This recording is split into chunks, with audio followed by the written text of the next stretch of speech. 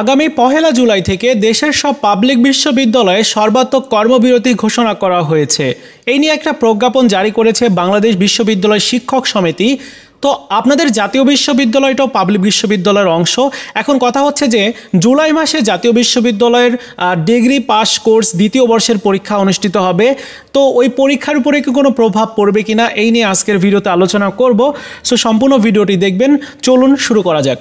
শুরুতে আমরা নিউজটি একবার দেখব। নিউজটিতে বলা হচ্ছে যে আগামী ১লা জুলাই থেকে বাংলাদেশের সকল পাবলিক বিশ্ববিদ্যালয়ে শিক্ষকরা সর্বাত্মক কর্মবিরতির ঘোষণা দিয়েছে বাংলাদেশ বিশ্ববিদ্যালয় শিক্ষক সমিতি ফেডারেশন।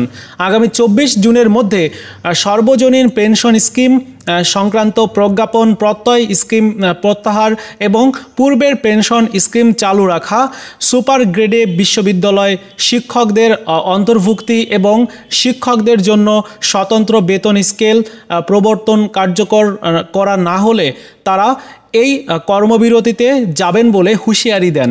আজ মঙ্গলবার ৪ জুন দুপুরে ঢাকা বিশ্ববিদ্যালয় ঢাবি কলা ভবনে পূর্ব ঘোষিত কর্মসূচি অনুযায়ী অর্ধদিবস কর্মবিরতি পালন শেষে এক সংবাদ সম্মেলনে এসব কথা জানান বাংলাদেশ বিশ্ববিদ্যালয় শিক্ষক সমিতি ফেডারেশনের নেতৃত্ববৃন্দ।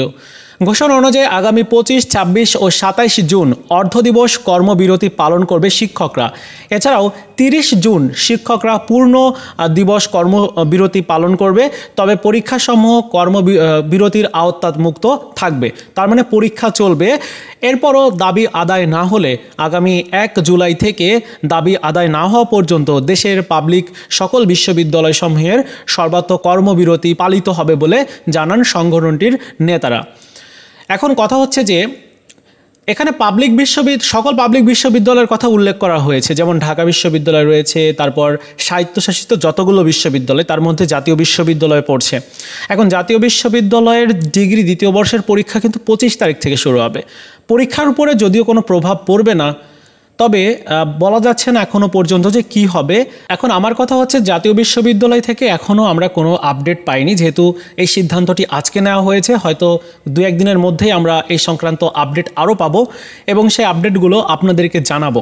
আপাতত আপনাদের পরীক্ষার যে কার্যক্রম বা আপনাদের যে প্রস্তুতি সেটি কিন্তু সঠিকভাবে নিতে হবে। হ্যাঁ, কারণ আপনাদের পরীক্ষার বিষয় এখনও কোনো সিদ্ধান্ত হয়নি বা জাতীয় বিশ্ববিদ্যালয় থেকে কোনো সিদ্ধান্ত জানায়নি, যার কারণে পূর্বে যে সময়সূচি দিয়েছে সেই সময়সূচি অনুযায়ী আপনাদের পরীক্ষা হবে বা পরীক্ষা স্থগিত হওয়ার কোনো সম্ভাবনা নাই। যদি স্থগিত হয় তাহলে বিশ্ববিদ্যালয় কর্তৃপক্ষ জানিয়ে দিবে। ঠিক আছে, এই ছিল আজকের মতো ভিডিও। দেখা হচ্ছে নতুন ভিডিওতে। ভালো থাকুন সবাই, ধন্যবাদ।